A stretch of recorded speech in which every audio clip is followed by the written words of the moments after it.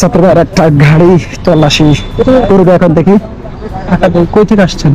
আমরা ইয়ে থেকে মাইজে থেকে। আচ্ছা আচ্ছা, আপনারা কি প্রবাসী নাকি? হ্যাঁ, আচ্ছা আচ্ছা, এই আপনার টিকিটের ইয়েটা দেখাবেন, ডেটটা দেখাবেন।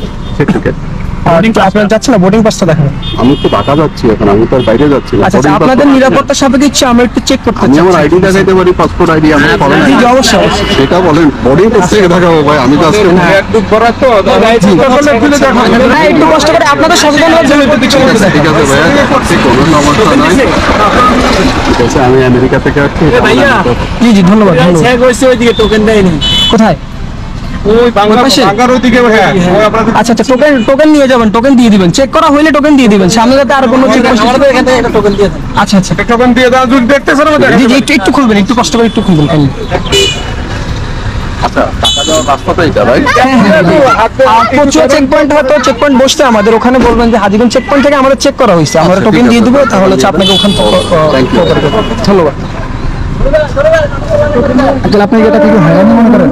হ্যাঁ, এটাকে কোনটাকে? এটাকে আপনি নেগেটিভ না পজিটিভলি রাখতেছেন? অবশ্যই পজিটিভ। আপনারা যদি একবার চেক করে ইয়ে করে দেন, কার্ড দিয়ে দেন, অবশ্যই পজিটিভ, তাই না? ঠিক আছে, কিছু আছে না? টোকেন নিছেন?